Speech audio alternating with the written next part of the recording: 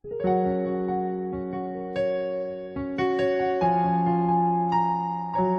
Tuhan, Bapak Ibu Saudara terkasih dalam Tuhan, kita berjumpa lagi dalam acara santapan rohani. Mari kita akan sama-sama berdoa. Kita akan merendahkan hati kita naikkan syukur di hadapannya, supaya Tuhan mengaruniakan berkat-Nya kepada kita. Segala kemuliaan bagi Tuhan Bapa di surga, Bapa di dalam nama Tuhan Yesus.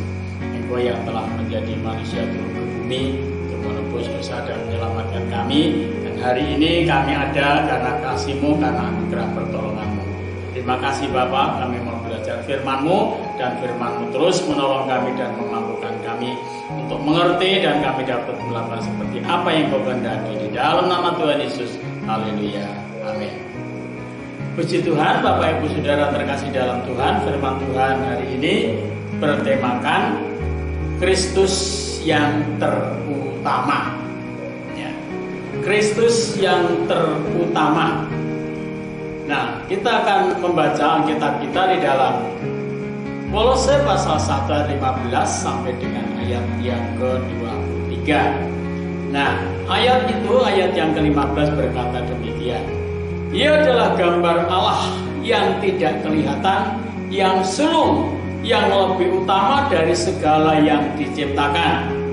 Karena di dalam Dialah telah diciptakan segala sesuatu yang ada di surga, yang di atas bumi, yang kelihatan dan yang tak kelihatan, baik singgasana maupun kerajaan, baik pemerintah maupun penguasa. Segala sesuatu diciptakan oleh Dia dan untuk Dia. Ya, sampai di sini dulu.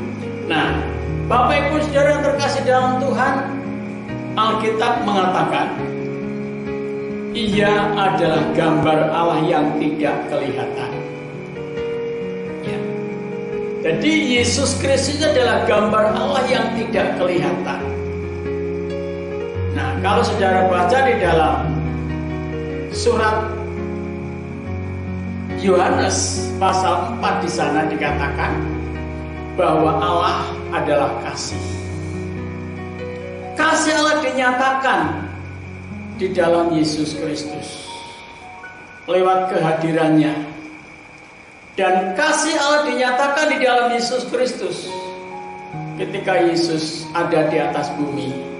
Dia menunjukkan kasih Allah dengan tanpa membedakan ras, suku, bangsa, dan bahasa apapun, tanpa membedakan si kaya, si miskin, si bodoh, si pintar. Semua disambut oleh Yesus.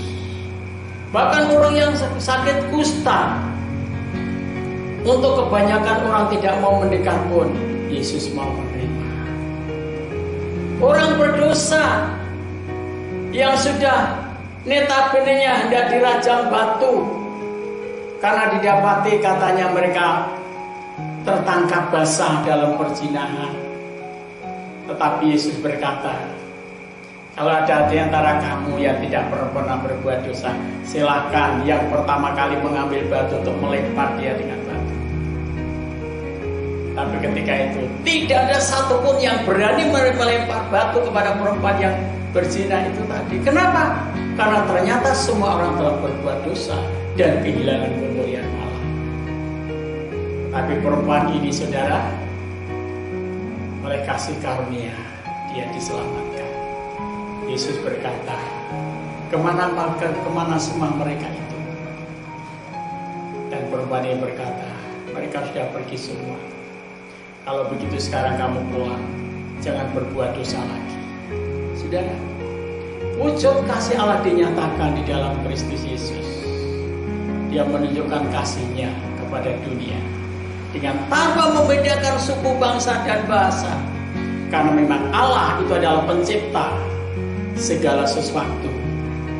Alkitab mengatakan, ya, karena di dalam Dia telah diciptakan segala sesuatu yang ada di surga dan yang ada di bumi, yang kelihatan maupun yang tidak kelihatan, baik singgasana maupun kerajaan, baik pemerintah maupun penguasa. Segala sesuatu diciptakan oleh Dia dan untuk Dia. Saudara, segala yang ada di dalam dia ini diciptakan untuk Tuhan. Mungkin sama seperti Bapak Ibu Saudara. Bapak Ibu Saudara mungkin membangun rumah pasti untuk Bapak Ibu sendiri. Bapak Ibu Saudara bisa beli mobil pasti untuk Bapak Ibu sendiri. Gak mungkin untuk orang lain. Ya. Kalau mungkin untuk anak bisa, mungkin untuk cucu bisa.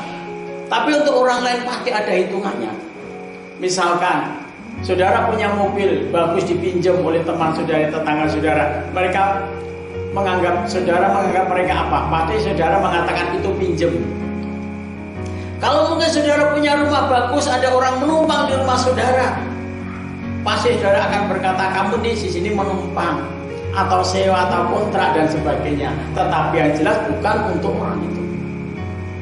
Nah, demikian juga Tuhan, Bapak Ibu Saudara. Bapak Ibu Saudara diciptakan oleh Tuhan itu untuk memuliakan Tuhan, untuk menyembah Tuhan, untuk mengagungkan Tuhan. Bapak Ibu Saudara punya kekayaan, punya harta, punya barang berharga mungkin dalam rumah saudara, juga untuk memuliakan Tuhan, untuk mengagungkan Tuhan, untuk menyembah Tuhan, bisa mengatakan bahwa Tuhan itu baik, bisa memenuhi kebutuhanku, bisa memenuhi permintaanku. Luar biasa Tuhan itu. Saudara, Tuhan gak minta apa-apa buat saudara. Tuhan hanya minta saudara mengakui bahwa segala sesuatu apa yang saudara punya, apa yang saudara miliki, itu adalah pemberian Tuhan. Ayat 17 berkata, Ia ada terlebih dahulu dari segala sesuatu, dan segala sesuatu ada di dalam Dia. Segala sesuatu dalam arti secara keseluruhan, baik di surga, di bumi, dan seluruh alam semesta ini, ada di dalam genggaman kekuasaan Dia. Ya. Nyawa saudara dan saya, napas saudara dan saya ada di dalam Dia. Sekali waktu nafas saudara diambil oleh yang punya nafas, saudara nggak bisa apa-apa. Berapa waktu yang lalu sudah saya sampaikan, saya singgung, ada 3 manusia yang tidak bisa beli. Saudara bisa beli rumah bagus, beli mobil mewah, beli HP dengan harga ratusan juta mungkin. Ya, saudara bisa pilih punya istri yang cantik, bisa pilih idaman-idaman yang bagus, idola-idola yang luar biasa, yang menggiurkan, menggariakan saudara. Tapi saya percaya, saudara tidak bisa beli 3 perkara ini. Dengar baik-baik. 1. Saudara tidak bisa beli nafas. 2. Saudara tidak bisa beli waktu. Dan yang ketiga, saudara tahu, saudara tidak bisa beli nyawa saudara. Ya. Ketika 3 perkara ini diambil oleh Tuhan, kita nggak bisa apa-apa. Oleh sebab itu, utamakanlah Tuhan. Ya, Kristus yang paling utama dalam kehidupan kita. Ialah kepala tubuh, yaitu jemaat. Ialah yang sulung, yang pertama bangkit dari antara orang mati, sehingga ia yang lebih utama dalam segala sesuatu. Karena seluruh kepenuhan Allah berkenan Dia di dalam Dia. Seluruh kepenuhan Allah berkenan di dalam Dia, di dalam Yesus Kristus. Sebabnya ketika Yohanes berkata melihat orang lumpuh, ya, yang satu orang lumpuh ini di dalam hatinya ada 2 perkara. Yang satu punya iman, yang kedua punya dosa. Ya. Yang pertama Tuhan berkatakan, percayalah, ya, percayalah. Yang kedua, dosamu sudah diampuni. Ada kuasa mengampuni dosa. Itu lewat pengorbanannya di atas kayu salib Gunung Golgota. Jadi bukan hanya ngomong, bukan hanya berbicara, bukan hanya kata-kata, tetapi dengan satu perbuatan, dosamu diampuni itu dengan pengorbanannya di atas kayu salib Gunung Golgota. Dia Allah sepenuhnya, seluruh kepenuhan Allah diam di dalam Dia. Tetapi ketika dia tidak disalibkan, dia mengosongkan dirinya. Ya, dia mengosongkan dirinya dan menjadi hamba. Dia taat sampai mati. Kalau dia tidak mengosongkan dirinya, adakah paku yang mampu menembus kulitnya dia? Ketika Allah ada di dalam dirinya, saya percaya tidak ada. Ya. Kenapa? Karena kedahsyatan Allah ada di dalam dirinya. Paku tidak akan bisa menembus dia. Adakah cambuk yang bisa menembus punggungnya dia ketika dipukulkan? Kalau Allah ada di dalamnya, tidak ada, tidak bisa. Tapi ketika dia mengosongkan dirinya, menjadi manusia seutuhnya, dia rela. Dia taat sampai mati di kayu salib. Sebabnya dia bisa menahan sakit. Ya.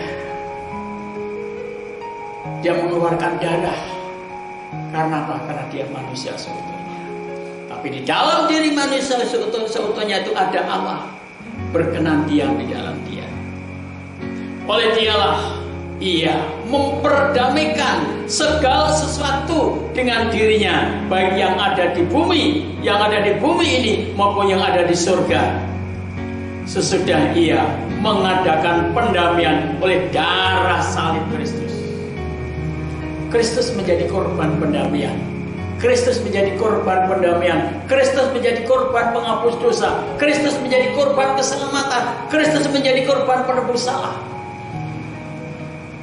Itu Kristus. Mari kita belajar bersama-sama menjadi orang yang mengutamakan Tuhan. Ya. Nah, ayat selanjutnya berkata, juga kamu yang dahulu jauh, saya yang dahulu jauh dari Allah, dan yang telah memusuhinya di dalam hati dan pikiran, seperti yang nyata dari perbuatanmu dan perbuatanku yang jahat. Sekarang diperdamaikannya di dalam tubuh jasmani Kristus oleh kematiannya, untuk menempatkan kamu kudus dan tak bercela dan tak bercacat di hadapannya. Saudara, Kristus itu memilih saudara dan saya dengan darahnya, menebus dengan darahnya sendiri. Di dalam Kisah Para Rasul pasal 28, menebus jemaat dengan darahnya sendiri. Untuk apa? Untuk ditempatkan di hadapan dirinya sebagai jemaat. Yang apa, saudara? Alkitab mengatakan, ya, jelas sekali Alkitab mengatakan, menjadi jemaat yang kudus, menempatkan kamu kudus, tak bercela dan tak bercacat di hadapannya. Jadi kehidupan Bapak Ibu Saudara dan saya itu hidup sehari 24 jam, itu hidup di dalam hadirat Tuhan. Saudara suka atau tidak suka, percaya atau tidak percaya, setuju atau tidak setuju, saudara yang sudah ditebus oleh darah Yesus sehari 24 jam itu ada di dalam hadirat Tuhan.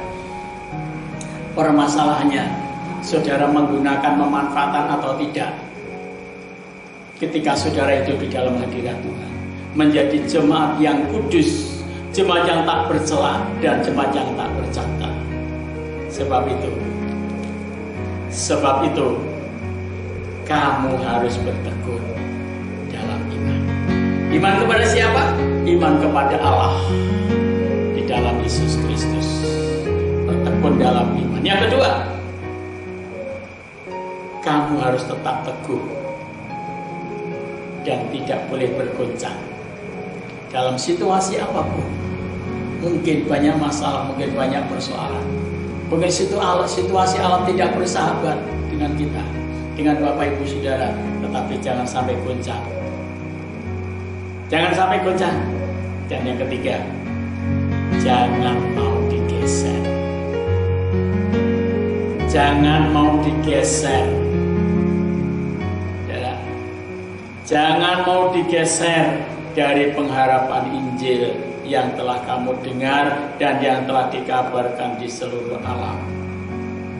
Langit di seluruh alam, di bawah langit, Dan aku ini Paulus telah menjadi pelayannya. Rasul Paulus memberitakan Injil adalah kekuatan Allah yang menyelamatkan. Mari Bapak Ibu Saudara, kita menjadi orang yang terus-menerus mengutamakan Tuhan. Jangan sekali-kali mengesampingkan Tuhan. Kalau kita mengesampingkan Tuhan, kita akan mengalami sesuatu yang sangat sulit, yang sangat susah. Utamakan Tuhan, maka saudara akan diutamakan oleh Tuhan. Tuhan Yesus memberkati. Mari kita sama-sama berdoa.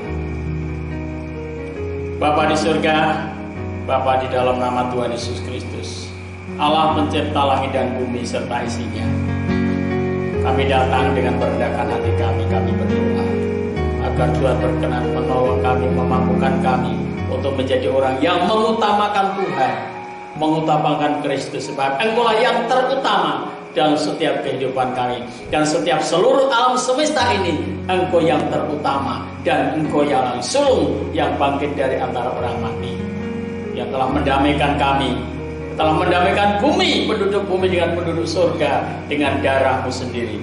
Kami bersyukur kepada-Mu ya Bapa. Terpujilah nama-Mu ya Tuhan.